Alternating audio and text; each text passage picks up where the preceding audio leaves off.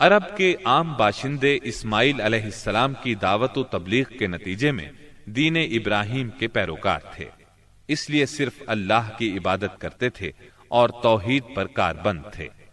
لیکن وقت گزرنے کے ساتھ ساتھ انہوں نے اللہ کے احکامات کو بھلا دیا، پھر بھی ان کے اندر توحید اور دین ابراہیمی کے کچھ آثار باقی رہے، کچھ شعائر پر وہ عمل پیرا رہے، یہاں تک کہ بنو خزاعہ کا سردار عمرو بن لوہی منظر عام پر آیا۔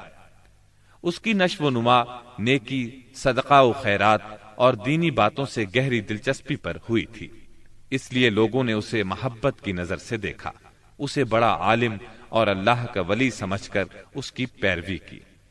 پھر اس شخص نے ملک شام کا سفر کیا، اس نے دیکھا وہاں بتوں کی پوجا ہو رہی تھی، اس نے سمجھا یہ طریقہ بھی اچھا ہے اور برحق ہے، کیونکہ ملک شام پیغمبروں کی سرزمین تھی، آسمانی کتابیں وہاں نازل ہوئی تھیں۔ چنانچہ واپسی پر وہ وہاں سے اپنے ساتھ حبل بت بھی لے آیا اور اسے خانہ کعبہ کے اندر نصب کر دیا اور اہل مکہ کو اللہ کے ساتھ شرک کی دعوت دی۔ اہل مکہ نے اس پر لبیک کہا۔ اس کے بعد بہت جلد حجاز کے باشندے بھی شامل ہو گئے، وہ بھی ان کے نقش قدم پر چل پڑے۔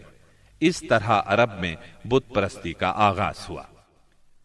حبل کے علاوہ عرب کے قدیم ترین بتوں میں سے ایک منات تھا۔ یہ بحر احمر کے ساحل پر قدید کے قریب مشلل میں نصب تھا۔ اس کے بعد طائف میں لات نامی بت وجود میں آیا، پھر وادی نخلا میں عزا کا بت نصب کیا گیا۔ یہ تینوں عرب کے سب سے بڑے بت تھے۔ اس کے بعد حجاز کے ہر خطے میں شرک کی کثرت اور بتوں کی بھرمار ہو گئی۔ کہا جاتا ہے کہ ایک جن عمرو بن لوہی کے تابع تھا، اس نے بتایا کہ قوم نوح کے بت یعنی ود، سوا، یغوث، یعوق اور نصر جدہ میں دفن ہیں۔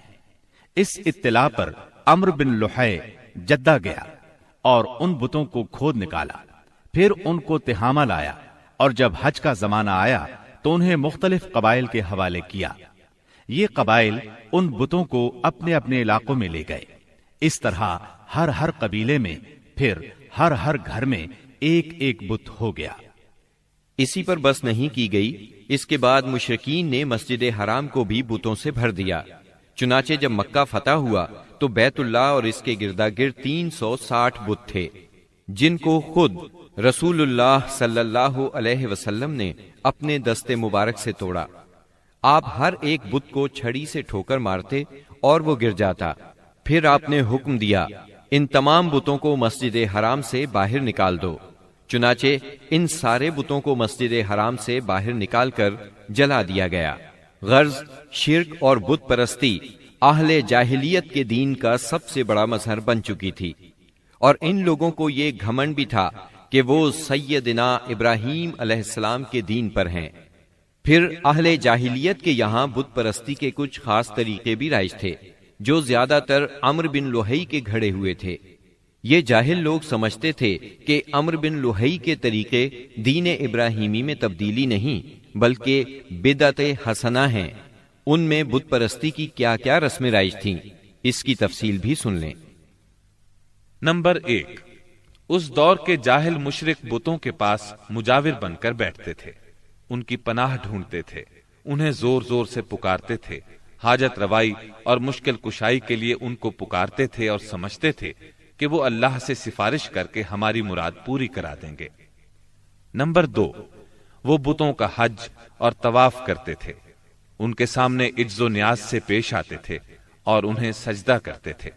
نمبر 3، بتوں کے لیے نذرانے اور قربانیاں پیش کرتے اور قربانی کے ان جانوروں کو کبھی بتوں کے آستانوں پر لے جا کر ذبح کرتے تھے اور کبھی کسی اور جگہ ذبح کر لیتے تھے، مگر بتوں کے نام پر ذبح کرتے تھے۔ ذبح کی ان دونوں صورتوں کا ذکر اللہ تعالیٰ نے سورۃ المائدہ کی آیت نمبر 3 میں کیا ہے۔ وَمَا ذُبِحَ عَلَى النُّصُبِ، یعنی وہ جانور بھی حرام ہیں جو آستانوں پر ذبح کیے گئے ہوں۔ دوسری جگہ یعنی سورہ انعام کی آیت 121 میں فرماتے ہیں، وَلَا تَأْكُلُوا مِمَّا لَمْ يُذْكَرِ اسْمُ اللَّهِ عَلَيْهِ، یعنی اس جانور کا گوشت مت کھاؤ جس پر اللہ کا نام نہ لیا گیا ہو۔ نمبر 4، بتوں کا قرب حاصل کرنے کا ایک طریقہ یہ بھی تھا کہ مشرقین اپنی سمجھ کے مطابق اپنے کھانے پینے کی چیزوں اور اپنی کھیتی اور چوپائے کی پیداوار کا ایک حصہ بتوں کے لیے خاص کرتے تھے۔ اس سلسلے میں ان کا دلچسپ رواج یہ تھا کہ وہ اللہ کے لیے بھی اپنی کھیتی اور جانوروں کی پیداوار کا ایک حصہ خاص کرتے تھے۔ پھر مختلف اسباب کی بنا پر اللہ کا حصہ تو بتوں کی طرف منتقل کر سکتے تھے، لیکن بتوں کا حصہ کسی بھی حال میں اللہ کی طرف منتقل نہیں کر سکتے تھے۔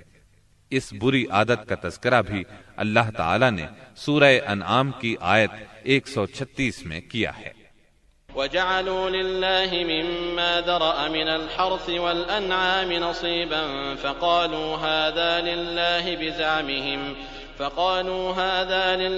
بِزَعْمِهِمْ وَهَذَا لِشُرَكَائِنَا فَمَا كَانَ لِشُرَكَائِهِمْ فَلَا يَصِلُ إِلَى اللَّهِ وَمَا كَانَ لِلَّهِ فَهُوَ يَصِلُ إِلَى شُرَكَائِهِمْ سَاءَ مَا يَحْكُمُونَ۔ اللہ نے جو کھیتی اور چوپائے پیدا کیے ہیں اس کا ایک حصہ انہوں نے اللہ کے لیے مقرر کیا، اور بزعم خود کہتے ہیں کہ یہ اللہ کے لیے ہے اور یہ ہمارے شرکاء کے لیے ہے۔ تو جو ان کے شرکاء کے لیے ہوتا ہے وہ تو اللہ کے لیے نہیں پہنچتا، مگر جو اللہ کے لیے ہوتا ہے وہ ان کے شرکاء تک پہنچ جاتا ہے۔ کتنا برا ہے وہ فیصلہ جو یہ لوگ کرتے ہیں۔ نمبر 5، بتوں کا قرب حاصل کرنے کا ایک طریقہ یہ بھی تھا کہ وہ مشرکین کھیتی اور چوپایوں میں مختلف قسم کی نظریں مانتے تھے۔ اللہ تعالی سورہ انعام کی آیت 138 میں فرماتے ہیں، وَقَالُوا هَذِهِ أَنْعَامٌ وَحَرْثٌ حِجْرٌ لَا يَطْعَمُهَا إِلَّا مَن نَّشَاءُ بِزَعْمِهِمْ وَأَنْعَامٌ حُرِّمَتْ ظُهُورُهَا وَأَنْعَامٌ لَا يَذْكُرُونَ اسْمَ اللَّهِ عَلَيْهَا افْتِرَاءً عَلَيْهِ۔ ان مشرکین نے اپنے خیال پر یہ بھی کیا کہ یہ چوپائے اور کھیتیاں ممنوع ہیں، انہیں وہی کھا سکتا ہے جسے ہم چاہیں، اور یہ وہ چوپائے ہیں جن کی پیٹھ حرام کی گئی ہے، یعنی نہ ان پر سواری کی جا سکتی ہے اور نہ سامان لادا جا سکتا ہے۔ اور کچھ چوپائے ایسے ہیں جن پر یہ لوگ اللہ پر افتراء کرتے ہوئے اللہ کا نام نہیں لیتے۔ یہ تھے ان کے عقائد۔ انہی جانوروں میں بحیرہ، سائبہ، وسیلہ اور حام تھے۔ سیرت نگار ابن اسحاق کہتے ہیں، بحیرہ سائبہ کی بچی کو کہا جاتا ہے، اور سائبہ اس اونٹنی کو کہا جاتا ہے جس سے پے در پے 10-12 مادہ بچے پیدا ہوں، درمیان میں کوئی نر نہ ہو۔ ایسی اونٹنی کو آزاد چھوڑ دیا جاتا تھا، اس پر سواری نہیں کی جاتی تھی، اس کے بال بھی نہیں کاٹے جاتے تھے، اور مہمان کے سوا اس کا دودھ کوئی نہیں پی سکتا تھا۔ اس کے بعد یہ اونٹنی جو مادہ بچہ جنتی، اس کا کان چیر دیا جاتا اور اسے بھی اس کی ماں کے ساتھ آزاد چھوڑ دیا جاتا، اس پر سواری بھی نہ کی جاتی، اس کے بال نہ کاٹے جاتے، اور مہمان کے سوا کوئی اس کا دودھ نہ پیتا۔ اسی کو بحیرہ کہتے ہیں، اور سائبہ اس کی ماں ہے۔ وسیلہ اس بکری کو کہا جاتا تھا جو 5 مرتبہ پے در پے 2 مادہ بچے جنتی تھی، یعنی 5 بار میں 10 مادہ بچے پیدا ہوتے، درمیان میں کوئی نر نہ پیدا ہوتا۔ اس بکری کو اس لیے وسیلہ کہا جاتا تھا کہ وہ سارے مادہ بچوں کو ایک دوسرے سے جوڑ دیتی تھی۔ اس کے بعد اس بکری سے جو بچے پیدا ہوتے انہیں صرف مرد کھا سکتے تھے، عورتیں نہیں کھا سکتی تھیں۔ البتہ اگر کوئی بچہ مردہ پیدا ہوتا تو اس کو مرد عورت سبھی کھا سکتے تھے۔ حام اس نر اونٹ کو کہتے تھے جس کی جفتی سے پے در پے 10 مادہ بچے پیدا ہوتے، درمیان میں نر نہ پیدا ہوتا۔ ایسے اونٹ کی پیٹھ محفوظ کر دی جاتی تھی، نہ اس پر سواری کی جاتی، نہ بال کاٹے جاتے، بلکہ اسے اونٹوں کے ریوڑ میں جفتی کے لیے آزاد چھوڑ دیا جاتا۔ اس کے سوا اس سے کوئی اور فائدہ نہ اٹھایا جاتا۔ عرب اپنے بتوں کے ساتھ یہ سب کچھ اس عقیدے سے کرتے تھے کہ یہ بت انہیں اللہ کے قریب کر دیں گے اور اللہ کے حضور ان کی سفارش کر دیں گے۔ چنانچہ مشرکین جو کہتے تھے، قرآن کریم میں اللہ تعالیٰ نے سورہ زمر کی آیت نمبر 3 میں اس طرح تذکرہ کیا ہے، مَا نَعْبُدُهُمْ إِلَّا لِيُقَرِّبُونَا إِلَى اللَّهِ زُلْفَىٰ، ہم ان کی عبادت صرف اس لیے کر رہے ہیں کہ وہ ہمیں اللہ کے قریب کر دیں۔ اسی طرح قرآن کریم کی سورہ یونس آیت 18 میں یہ الفاظ آئے ہیں، وَيَعْبُدُونَ مِن دُونِ اللَّهِ مَا لَا يَضُرُّهُمْ وَلَا يَنفَعُهُمْ وَيَقُولُونَ هَٰؤُلَاءِ شُفَعَاؤُنَا عِندَ اللَّهِ، یہ مشرکین اللہ کے سوا ان کی عبادت کرتے ہیں جو انہیں نہ نفع پہنچا سکیں نہ نقصان، اور کہتے ہیں کہ یہ اللہ کے پاس ہمارے سفارشی ہیں۔ مشرکین عرب کاہنوں، عرافوں اور نجومیوں کی خبروں پر بھی ایمان رکھتے تھے۔ کاہن اسے کہتے ہیں جو آنے والے واقعات کی پیش گوئی کرے اور جو چھپے ہوئے رازوں کے جاننے کا دعویٰ کرے۔ نجومی اسے کہتے ہیں جو ستاروں پر غور کر کے ان کی رفتار اور اوقات کا حساب لگا کر پتہ لگاتا ہے کہ دنیا میں آئندہ کیا حالات و واقعات پیش آئیں گے۔ ان نجومیوں کی خبروں کو ماننا دراصل ستاروں پر ایمان لانا ہے۔ مشرکین میں بدشگونی کا بھی رواج تھا، اسے عربی میں طیارہ کہتے ہیں۔ اس کی صورت یہ تھی کہ مشرکین کسی چڑیا یا ہرن کے پاس جا کر اسے بھگاتے تھے۔ اگر وہ دائیں طرف بھاگتا تو اسے اچھا شگون خیال کرتے، کامیابی کی علامت خیال کرتے اور اپنا کام کر گزرتے۔ اگر وہ بائیں طرف بھاگتا تو اسے نحوست کی علامت سمجھ کر اپنے کام سے باز رہتے۔ اسی طرح اگر کوئی چڑیا یا جانور راستہ کاٹ دیتا تو اس کو منحوس خیال کرتے۔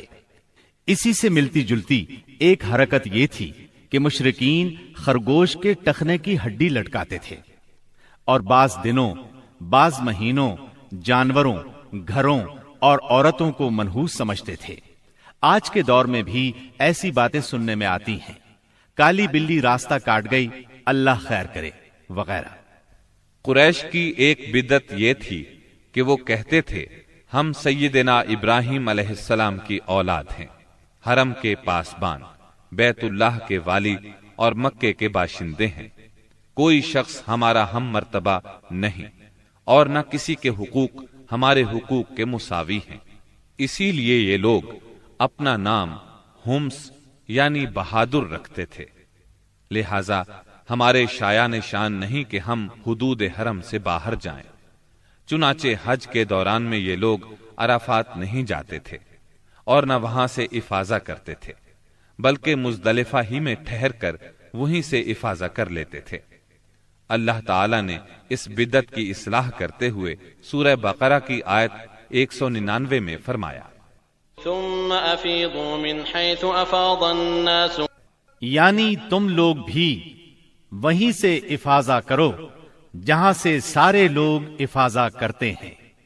ان کی ایک بدعت یہ بھی تھی کہ انہوں نے بیرون حرم کے باشندوں کو حکم دے رکھا تھا کہ وہ حرم میں آنے کے بعد پہلا طواف ہمس سے حاصل کیے ہوئے کپڑوں ہی میں کریں۔ چنانچہ ان کا کپڑا اگر دستیاب نہ ہوتا تو مرد ننگے طواف کرتے اور عورتیں اپنے سارے کپڑے اتار کر صرف ایک چھوٹا سا کھلا کرتا پہن لیتیں اور اسی میں طواف کرتیں اور دوران طواف یہ شعر پڑھتیں، اليوم يبدو بعضه أو كله وما بدأ منه فلا أحله، آج کچھ یا ساری شرمگاہ کھل جائے گی، لیکن جو کھل جائے میں اسے دیکھنا حلال قرار نہیں دیتی۔